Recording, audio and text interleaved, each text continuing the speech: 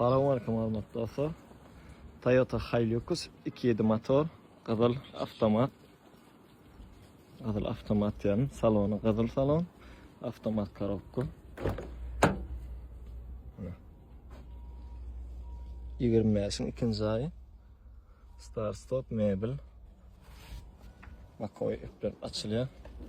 Eskişehir dostum, basamazsız. Kazır yapacağız. 2.7 motor. Şun mexanika, qara salonum var. Buluksa qizil. Mexanika skors. Qara salon. Full. Hazır bahalarını ayrıtınlıkta men yazıp koyuyorum. Avtomat, mexanika deb yazıp koyuyorum. Bu qara salon, mexanika. Bulam komplектasiya şol. 20 yaşın altıncı ayı mexanika. Dina salonu bilen korobka передач itkoya.